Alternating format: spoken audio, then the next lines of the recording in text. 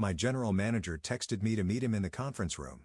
Lisa, after 17 years, your salary is too high for your contribution, he announced bluntly. Your email access is already disabled. I thanked him for the experience and walked out calmly. Next Monday would be fun. Need to see you in the conference room. The text from Derek Wilkins appeared on my phone without any context or greeting. My stomach tightened as I read it, though I couldn't pinpoint why. After 17 years at Haven Mart's flagship store in Sacramento, I'd received countless meeting requests, but something about this one felt different. My name is Lisa Romero. And at 51, I had become something of a fixture at Store 137. I started as a floor associate when my daughter was in elementary school, gradually working my way up to senior operations lead. I trained half the current staff, restructured our inventory systems to reduce shrinkage by 18%, and helped our location consistently rank in the top 5 for the Western region. I locked my office and walked toward the conference room, nodding at Jamie in electronics, who was helping an elderly customer choose a tablet. He gave me a thumbs up. We'd implemented a new training protocol last month that had boosted his department's customer satisfaction scores. The conference room door was closed, which was unusual for our open-door culture. When I entered, Derek was standing near the window, his arms crossed. Beside him sat Patricia from Human Resources, her expression carefully neutral. A folder lay on the table between them. "Take a seat, Lisa," Derek said without looking at me. At 36, he'd been our general manager for just under 2 years, brought in as part of the company's Fresh Perspective initiative. I sat down, folding my hands in my lap. "Is everything okay?" Derek finally turned toward me, his face a mask of corporate detachment. "After reviewing our organizational structure, we've determined that your position is no longer aligned with our business needs." Patricia slid the folder toward me. "Your salary is too high for your contribution. We're letting you go." I blinked, trying to process the words. "I don't understand. My last performance review was exemplary." "The decision has been made," Derek said flatly. "Your email access has already been revoked. Patricia will walk you through the exit paperwork." The conference room suddenly felt too small, too warm. 17 years of dedication, of coming in early and staying late, of missing family dinners to handle inventory crises reduced to a dismissive conversation that lasted less than 5 minutes. Yet as I looked at Derek's face, not quite meeting my eyes, his fingers tapping nervously against his arm, I felt an unexpected calm settle over me. There was something he didn't know, something that transformed this moment from tragedy to irony. I simply smiled, signed the exit form Patricia pushed toward me, and said, "Thank you for the experience." Then I walked out, leaving Derek visibly relieved that I hadn't caused a scene. He had no idea what Monday would bring. 2 weeks earlier, I had received an email from Vanessa Torres, the Vice President of Regional Operations. "We'd like to discuss your future with Haven Mart," it read. I assumed it was about the inventory management system I developed, which had been implemented in several stores across the state. When I arrived at the corporate headquarters in San Francisco, I was surprised to find not just Vanessa, but also Jeremy Phillips, the Chief Operations Officer, waiting for me. "Lisa," Vanessa began, "we've been watching your work for some time. The efficiency initiatives you've spearheaded at store number 137 have caught our attention." Jeremy nodded. "Particularly impressive is how you've managed to train and retain staff in an industry known for high turnover. Your location has the lowest attrition rate in the entire Western Division." I'd never thought of my work as particularly remarkable. I simply did what seemed logical: treat people with respect, identify inefficiencies, and implement practical solutions. "We're restructuring our regional leadership," Vanessa continued. "And we need someone who understands both the operational and human elements of our business. Someone who can transform our other locations the way you've helped transform store number 137. We'd like to offer you the position of regional director," Jeremy said, sliding a folder across the table. "You would oversee all 15 locations in Northern California, including Sacramento." I opened the folder, scanning the job description and the salary figure, nearly double what I was currently making. My hand trembled slightly as I flipped through the pages. "This would mean supervising all current general managers in the region," Vanessa added, "including Derek Wilkins." I looked up, meeting her eyes. There was a knowing look there, an unspoken acknowledgement. Derek's reputation for taking credit for others' work and pushing out experienced staff had not gone unnoticed. "We've seen how he operates," Jeremy said quietly, "and we've seen how you operate. The contrast is illuminating." I thought about my team at store number 137, how we'd weathered inventory crises, holiday rushes, and the chaos of the pandemic together. I thought about the young associates I'd mentored who now held management positions throughout the company. "When would you need an answer?" I asked. "Take the weekend," Vanessa replied. "But we'd like you to start as soon as possible. The regional office is here in San Francisco, but you'd be traveling to all locations regularly. I drove back to Sacramento that evening, the offer letter tucked safely in my bag, a mixture of pride and vindication warming my chest. After 17 years of quietly driving results while others took the spotlight, my work had finally been recognized by the people who mattered. I called my daughter that night and told her about the offer. "Take it, Mom," she said immediately. "It's about time." The following Monday, I accepted the regional director position, asking for a 2-week transition period to wrap up projects at Store Burger 137. Vanessa agreed, emphasizing the confidential nature of the appointment until the official announcement. "We'll announce it company-wide next Friday," she said. "Until then, proceed as normal." So I did. I continued my daily routines, meeting with department heads, addressing inventory discrepancies, and mentoring newer team members. I even helped Derek prepare for his quarterly presentation to the board, staying late to ensure his numbers were accurate and his proposals solid. During this time, I noticed Derek watching me with increasing suspicion. Twice, I caught him reviewing printouts of my email correspondence with vendors. Once, he questioned Julia from accounts about purchase orders I'd approved. "He's looking for something to use against you," Julia whispered during our lunch break. "He's been asking about expense reports, overtime approvals, anything he could flag as problematic." I wasn't surprised. Derek had systematically removed most of the senior staff who had been at store number 137 before his arrival. Thomas from warehouse operations was reorganized out after 22 years. Catherine from customer service was placed on a performance improvement plan so demanding that she resigned after 3 decades with the company. I was the last of the old guard, and my salary, increased through years of modest raises and promotions, was undoubtedly a tempting target for someone looking to cut costs and demonstrate bold leadership to corporate. What Derek didn't realize was that corporate was watching him, not me. On Wednesday, I received an embossed envelope containing my official offer letter, benefits package, and a welcome note signed by the executive team. I would start the following Monday. That same day, I noticed Derek in a lengthy closed-door meeting with Patricia from Human Resources. They emerged looking grim but determined. By Thursday morning, the conference room had been reserved for a personnel discussion at 2 p.m., the same time Derek texted me to meet him there. As I cleaned out my desk after the termination meeting, I felt an odd sense of peace. For years, I had poured my heart into this store, into the people who worked here. I had missed dance recitals, declined vacations, and worked holidays to ensure everything ran smoothly. And while being dismissed so callously stung, I knew that my journey with Haven Mart wasn't ending. It was expanding. I handed my keys to Patricia, who couldn't quite meet my eyes. "Is there anything you'd like to say for the record?" she asked, her voice professional but strained. I thought about telling her then, about the offer letter sitting in my car, about the corporate apartment in San Francisco I had just signed a lease for, about how on Monday I would step into a role that would make Derek answerable to me. But instead, I simply smiled. "No," I said. "I think everything will become clear very soon." I walked out of store number 137 not as a terminated employee, but as its future regional director. Derek just didn't know it yet. Friday morning, I woke up feeling lighter than I had in years. For the first time in nearly 2 decades, I didn't have to rush to Haven Mart to handle the early shipments or prepare for weekend crowds. I savored a second cup of coffee on my porch, watching the Sacramento sunrise paint the sky in shades of pink and gold. My phone buzzed with messages from coworkers who'd heard about my termination. "This is bull," texted Jamie from electronics. "The store won't function without you." "Derek's making a huge mistake," wrote Bethany from customer service. "We're all in shock." I responded with gratitude, but offered no details about what was coming. The official announcement would go out that afternoon, and I didn't want to undermine corporate's communication plan. At noon, my daughter Gabriella called. "Mom, I can't believe they fired you, after everything you've done for that place." "It's okay, sweetheart," I assured her. "Everything happens for a reason." "Well, I hope that reason involves Derek getting what he deserves," she said fiercely. "Remember when he didn't approve your time off for my graduate school ceremony? Or when he took credit for your inventory system at the regional meeting?" I did remember, but those slights seemed small now, knowing what was coming. "Let's not focus on the negative," I said. "How about we celebrate this weekend? I start a new job on Monday." "Already? That's fantastic. Where?" "Still with Haven Mart, actually, but in a different capacity." Before I could elaborate, my phone beeped with an incoming call from Vanessa Torres. I promised Gabriella details later and switched over. "Lisa," Vanessa said, her voice warm but serious, "we just issued the company-wide announcement about your appointment.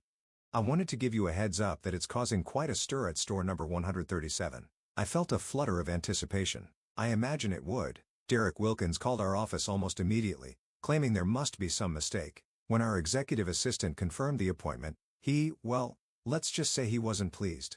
I could picture Derek's face, the gradual transformation from confusion to disbelief to horrified realization. The same man who had dismissed me so coldly just yesterday was now learning that I would be his direct supervisor starting Monday.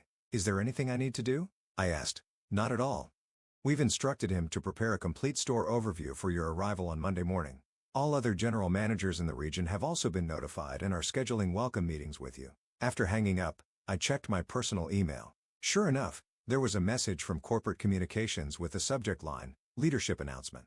Lisa Romero appointed Regional Director, Northern California. Attached was the official release that had gone out to all employees. Haven Mart is pleased to announce the appointment of Lisa Romero as Regional Director for Northern California, effective Monday. Lisa brings 17 years of exemplary service and operational expertise to this role, having most recently served as Senior Operations Lead at our flagship Sacramento location. In her new position, Lisa will oversee all 15 stores in the Northern California region, working directly with general managers to implement best practices and drive performance excellence. Within minutes, my phone exploded with messages from current and former colleagues. Most were congratulatory, but a few contained snippets of information about the chaos unfolding at store number 137. Derek locked himself in his office after the announcement, Julia wrote. Patricia from HR is outside looking panic-stricken. Another text from Jamie simply read, Justice. I put my phone aside and began packing for my weekend trip to San Francisco. I had an apartment to furnish and a new wardrobe to purchase before Monday. Despite 17 years of dedicated service, I had never owned a tailored blazer or proper business attire. My work had always been hands-on, practical, often physical. That was about to change. Saturday morning, I drove to San Francisco. The corporate apartment was small but modern, located in a high-rise downtown with a view of the bay. I spent the day purchasing essentials, professional clothing, office supplies, kitchenware for the sparse apartment. At a boutique in Union Square, a stylish saleswoman named Carolyn helped me select a wardrobe befitting my new position. Regional Director, she repeated when I told her my title. That calls for something powerful but approachable.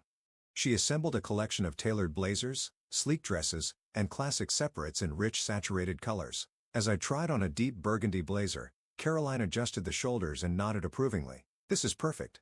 You look like someone who makes decisions that matter. I studied my reflection, barely recognizing the confident executive staring back at me. For years, my uniform had been khaki pants and a Haven Mart polo, hair pulled back in a practical ponytail, minimal makeup that would survive 12-hour shifts. I'll take it, I said, and the navy and charcoal ones as well. By evening, I had transformed both the apartment and myself. I sat at the small dining table reviewing the regional performance reports Vanessa had sent over. Store number 137, my former home, was profitable but showing concerning trends, increasing employee turnover, declining customer satisfaction scores, and shrinkage numbers that had begun to creep up after years of steady decline. These were clear indicators of Derek's leadership style. Pressure without support, expectations without resources, demands without recognition. My phone rang. A Sacramento number I didn't recognize. Lisa Romero, I answered. Lisa, it's Patricia Jenkins from Human Resources at Store 137. Her voice was strained, professional composure barely masking panic. Hello, Patricia. What can I do for you? I kept my tone neutral, remembering her sitting silently beside Derek as he terminated my employment. I wanted to apologize for Thursday's meeting. I had no idea about your promotion. None of us did. I understand. You were doing your job. Yes. But she paused. If I had known that I was about to become regional director, would that have changed how the termination was handled? The question wasn't accusatory, merely pragmatic. Her silence was answer enough. Monday will be a fresh start, I said finally. I'm looking forward to working with you in my new capacity. Of course, she replied quickly. Derek has called an emergency leadership meeting for Sunday to prepare for your arrival. He's quite concerned about making a good impression. I smiled to myself, imagining Derek frantically attempting to rewrite the narrative of our professional relationship, coaching the team on what to say and what to hide. There's no need for special preparation, I assured her. I know store number 137 better than anyone. My goal isn't to catch people off guard, but to help every location succeed. After hanging up, I received a text from another unknown number. This is Derek Wilkins. Can we meet before Monday to discuss the transition? I considered my response carefully. Part of me wanted to ignore the message, to let him stew in anxiety until our official meeting, but that wasn't the leader I intended to be. Good evening, Derek, I typed. All general managers will have one-on-one meetings with me during my first week. I've reserved Monday 9 a.m. for store number 137 as noted in the calendar invitation from Regional Operations. Please prepare the quarterly performance overview, staffing assessments, and loss prevention reports. See you then. Professional. Clear. Direct. No trace of resentment or triumph despite the sweet vindication coursing through me. I put my phone away and returned to the reports. Success would be my revenge. Not just personal success, but creating an environment where every employee had the opportunity to thrive, something Derek had systematically dismantled during his tenure. Monday would be about more than just seeing Derek's face when I walked in as his new boss. It would be about beginning the process of rebuilding what he had broken. Sunday evening, I received a call from Vanessa. "How are you feeling about tomorrow?" she asked. "Prepared," I answered honestly. "I've reviewed all the regional data and identified key areas for improvement at each location." "That's why we hired you," she said with approval. "But I'm more curious about how you're feeling about store number 137 specifically, about facing Derek." I considered the question. Throughout the weekend, colleagues had been feeding me information about the frantic atmosphere at the store. Derek calling in team leads for emergency meetings, ordering a deep clean of the facility, even attempting to retroactively document decisions that had led to my termination. "I'm not approaching tomorrow as personal," I said finally. "Derek made business decisions he thought were in his best interest. Now I'll make business decisions in the best interest of Haven Mart and its employees." "Professionally answered," Vanessa noted. "But off the record, it must feel pretty satisfying." I allowed myself a small smile. I won't deny there's a certain poetic justice to the situation. After we hung up, I laid out my outfit for the morning: the burgundy blazer, a cream silk blouse, tailored black pants, and leather heels that added 2 inches to my height. Professional armor for a pivotal day. My phone buzzed with a text from Gabriella. "Knock them dead tomorrow, Mom. So proud of you." I slept soundly that night, more at peace than I had been in years. Monday morning arrived with fog hanging over San Francisco Bay. I dressed carefully, applied subtle makeup, and styled my hair in a sleek bob rather than my usual practical ponytail. The woman in the mirror looked confident, authoritative, ready to lead. The drive to Sacramento took longer than expected due to traffic, but I still arrived at store number 137 10 minutes before our scheduled meeting. I parked in the visitor section rather than my old spot, gathering my leather portfolio and taking a deep breath before exiting the car. As I walked toward the entrance, I noticed several employees watching through the windows, some whispering to each other, others outright staring. Word of my arrival had clearly spread. Jamie was stationed by the door, his eyes widening as he took in my transformation. "Wow, Lisa. Miss Romero. You look amazing." "Thank you, Jamie. How are things inside?" He grinned. "Tense. Derek's been in the conference room for an hour already. Patricia's stress-eating donuts in the break room." I nodded, maintaining my professional composure despite the amusement bubbling inside me. "I'll head straight there then." The store looked different somehow, not physically changed, but altered by my new perspective. For 17 years, this had been my world, my responsibility. Now it was just one of 15 locations under my supervision. As I walked through the main floor, employees stopped what they were doing to watch. Some nodded respectfully. Others gave subtle thumbs-up signs or knowing smiles. I acknowledged them with professional nods, maintaining the dignified demeanor my position required. When I reached the conference room, I paused outside the door, gathering myself for what was to come. Through the glass panel, I could see Derek sitting alone at the table, surrounded by binders and spreadsheets, checking his watch nervously. I knocked once and entered without waiting for a response. "Good morning, Derek," I said, my voice steady and authoritative. He stood abruptly, his face draining of color as he took in my appearance, no longer his subordinate in a company polo, but his superior in executive attire. "Lisa," he stammered, "thank you for coming." "That's Regional Director Romero," I corrected gently, extending my hand. "Shall we begin?" The meeting began with Derek attempting to control the narrative. He had prepared an elaborate presentation highlighting store achievements, many of which were initiatives I had personally developed before my termination. "Under my leadership," he began, clicking through a slide showing improved inventory metrics, "store number 137 has implemented revolutionary tracking systems that have reduced shrinkage by 18%. I allowed him to continue, noting how he carefully avoided mentioning my contributions. When he finished the overview, I opened my portfolio and removed a single sheet of paper. "Thank you for that presentation," I said evenly. "Now I'd like to discuss the termination of a senior operations lead with 17 years of experience executed without corporate approval or proper documentation." Derek's confident facade cracked.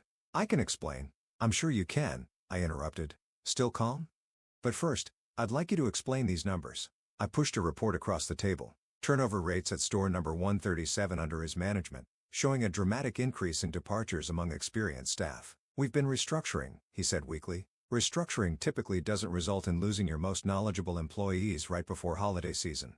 I removed another document. Or in customer satisfaction scores dropping 15 points in 18 months. Derek's eyes darted to the door as if considering escape. Let me be direct, I continued. Avonmart values leadership that builds rather than dismantles, that nurtures talent rather than discarding it when it becomes inconvenient or threatens one's authority. I closed my portfolio. You have two choices, Derek. You can submit your resignation, effective immediately, with standard severance, or you can commit to a comprehensive performance improvement plan under my direct supervision with weekly evaluations and clear benchmarks for progress. The irony wasn't lost on either of us. I was offering him the same ultimatum often used to push out experienced employees. Derek swallowed hard. I'd like to explore the improvement plan option. I nodded, revealing nothing of the satisfaction I felt. Then we have a lot of work to do. Let's begin with how you plan to rebuild the team you've systematically dismantled. Over the next month, I divided my time between all 15 Northern California locations, but paid special attention to store number 137. Derek, now under intense scrutiny, struggled to adapt to a leadership style that valued transparency and collaboration over authority and control. During our weekly one-on-one meetings, I addressed every aspect of his management approach. Your team doesn't trust you, I told him candidly. Trust is earned through consistency, honesty, and genuine support, not fear. Derek nodded stiffly, unable to meet my eyes. I understand. Do you? Because understanding requires empathy, Derek. It means recognizing that every associate, regardless of their position, contributes value to this organization. I implemented changes that directly countered his previous approaches. We rehired Thomas from warehouse operations, bringing back his 22 years of expertise. Catherine from customer service returned as a trainer for new associates. Most importantly, I established anonymous feedback channels so staff could report concerns without fear of retaliation. Throughout this process, I maintained absolute professionalism. I never mentioned our previous history, never alluded to his role in my termination, never allowed personal satisfaction to influence business decisions. By the 6th week, Derek requested another private meeting. I'd like to tender my resignation, he said, sliding an envelope across the desk. I've been offered a position with another company. I accepted the envelope without opening it. I wish you success in your new role. That's it? He asked, seeming almost disappointed by my measured response. Did you expect something more dramatic? I asked, allowing myself the smallest smile. He shook his head, a flush creeping up his neck. No, I just thank you for the opportunity to improve, even if I didn't ultimately succeed. Growth isn't linear, Derek. Perhaps this experience will inform your approach to leadership in the future. As he left my office, his shoulders slumped in defeat. I felt no triumph, only the quiet satisfaction of a system rebalancing itself. The next day, I recommended Jamie from electronics for the interim general manager position. His empathetic leadership style and operational knowledge made him the perfect candidate to heal the fractured culture Derek had created. Are you sure I'm ready? Jamie asked when I presented the opportunity. I've been watching you for years, I told him. You lead by example, listen before deciding, and put people before profits while still delivering results. That's exactly what store number 137 needs right now. 2 months into my role as regional director, all 15 Northern California locations showed improvements in key metrics. But the most satisfying transformation was at store Darwa 137, where employee morale had rebounded dramatically, taking customer satisfaction scores along with it. I never needed Derek to admit he was wrong.